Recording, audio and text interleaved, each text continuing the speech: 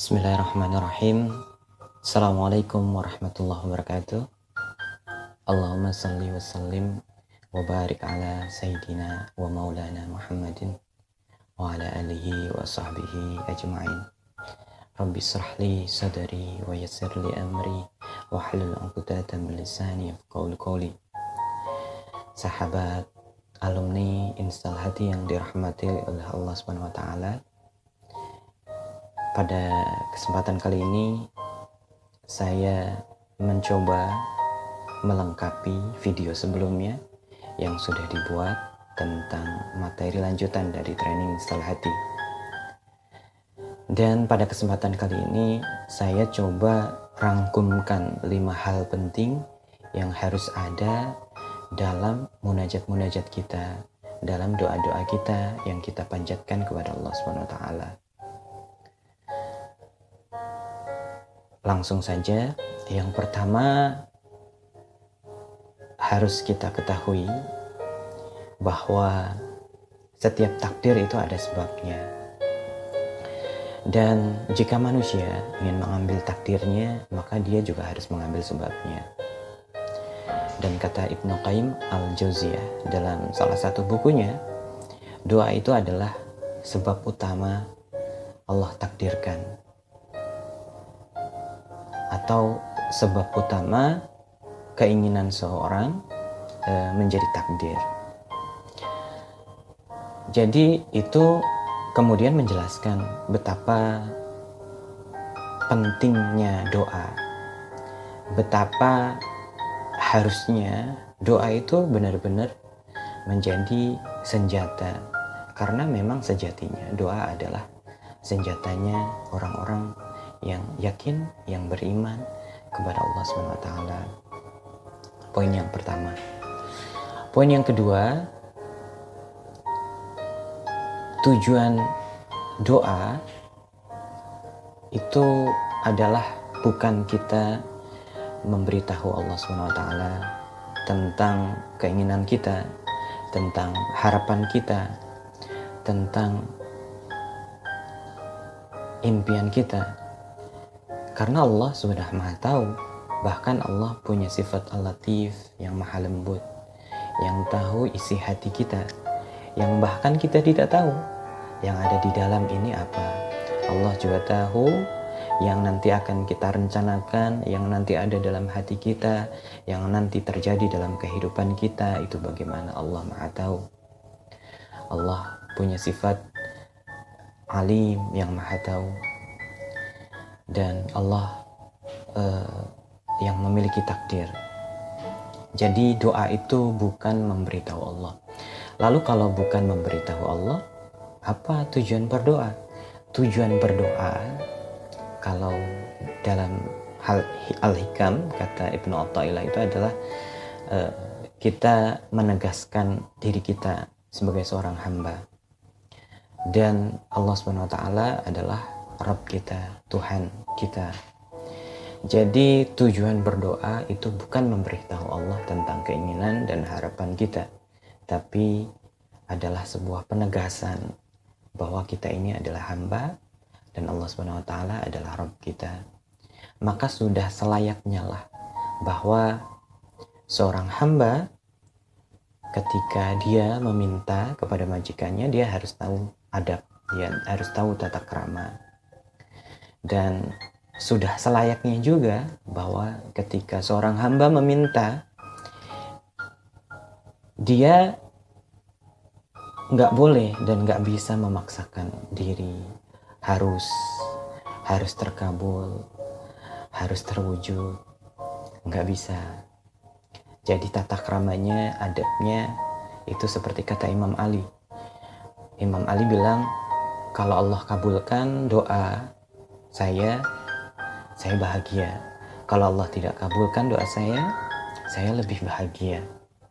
Kenapa? Karena yang pertama itu adalah pilihan saya, dan yang kedua itu adalah pilihan Allah. Dan pilihan Allah sudah pasti yang terbaik. Maka itu adalah doa dan penyerahan seorang hamba kepada Rabb-nya. Itu poin yang kedua. Poin yang ketiga, Allah Subhanahu wa taala menciptakan manusia ke dunia, dia tahu nanti bahwa manusia ini akan diuji. Dia akan menerima masalah demi masalah yang sebagai ujian meningkatkan kelasnya, sebagai peringatan biar dia kembali ingat kepada Rabb-nya. Dan dia pasti akan sedih, dia akan pasti gelisah, dia pasti akan galau. Allah tahu itu, Allah Maha tahu. Maka Allah menciptakan hati, dan Allah ngasih fasilitas untuk hambanya itu berdoa, meminta kepada Allah secara langsung, tidak melalui perantara. Maka poin penting yang ketiga yang harus kita ketahui itu adalah ketika berdoa kita harus menyambungkan hati kita pada yang memiliki hati kita, harus tersambung. Jadi sejatinya kalau doa kita itu dari hati, maka kemudian akan tersambung kepada yang memiliki hati kita.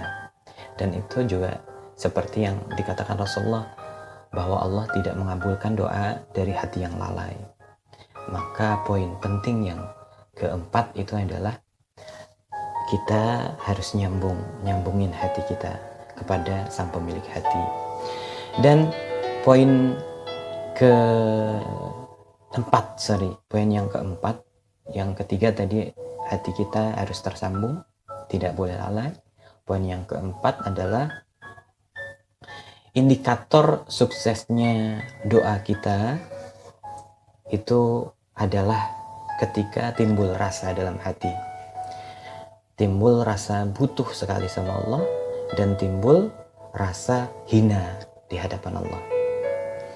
Timbul rasa butuh itu karena memang kita tidak punya daya, upaya, kekuatan, dan semuanya itu milik Allah. Dan tidak ada yang bisa memenuhi kebutuhan kita selain Allah. Maka kemudian timbul rasa butuh sekali dengan Allah SWT. Ketika timbul rasa hina juga, ini adalah bahwa seorang hamba, dia pasti akan merasa hina sekali di hadapan majikannya ketika dia butuh dan dia meminta. Dan kata para ulama, orang yang kemudian merasa hina di hadapan Allah, maka Allah akan muliakan. Orang yang merasa fakir di hadapan Allah, maka Allah akan kayakan.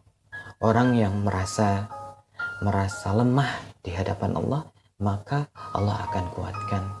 Hanya di hadapan Allah ya, tidak di hadapan yang lainnya, tidak di hadapan makhluknya. Maka poin yang keempat itu adalah indikator suksesnya doa kita adalah ketika hati kita merasa butuh sama Allah dan merasa hina di hadapan Allah. Dan yang terakhir, poin yang kelima, indikator selanjutnya bahwa doa kita itu sukses, insya Allah diterima oleh Allah SWT, itu adalah ketika hati kita menjadi tenang, hati kita menjadi tentram, hati kita menjadi lapang. Itu juga sama seperti yang dulu pernah dialami oleh Rasulullah SAW ketika di Mekah, dan kemudian wahyu lama sekali tidak turun, berbulan-bulan lamanya. Nabi sedih sekali, Nabi merasa sangat sedih. Akhirnya kemudian turunlah surat Ad-Duha dan surat Al-Insyirah, di mana dalam surat Al-Insyirah itu Allah SWT berkata, alam nasrah laka sadrak, bukankah kami telah lapangkan dadamu wahai Muhammad. Jadi tanda pertama ketika pertolongan Allah itu hadir, ketika doa kita diterima oleh Allah SWT adalah yang kita rasakan, hati kita menjadi tenang, hati kita menjadi lapang. Dan itu juga yang kemudian menandai bahwa hati kita bisa merasakan iman. hati kita, dengan rasa iman yang ada dalam hati kita bisa merasakan efek nikmatnya berdoa kepada Allah Subhanahu wa taala, manisnya bermunajat kepada Allah Subhanahu wa taala, manisnya merasa butuh dan merasa hina di hadapan Allah Subhanahu wa taala. Maka kemudian ketika kita sudah merasakan butuh, merasa hina, dan kemudian kita juga merasakan lapang, merasa bahagia hanya dengan berdoa, doanya belum terkabul, maka benar sekali apa yang dikatakan Umar radhiyallahu anhu, bahwa aku tidak peduli apakah doaku dikabulkan atau tidak dikabulkan. Yang aku tidak khawatir apakah doaku dikabulkan ataukah tidak dikabulkan. Yang aku khawatirkan itu adalah ketika aku sudah tidak diberi hidayah oleh Allah Subhanahu wa taala untuk berdoa. Karena memang kelezatan berdoa itu bisa dirasakan oleh hati yang ada imannya, hati yang hidup, yang hatinya seorang hamba yang memiliki Rabb. Itu mungkin yang bisa saya sampaikan. Terima kasih. Assalamualaikum warahmatullahi wabarakatuh.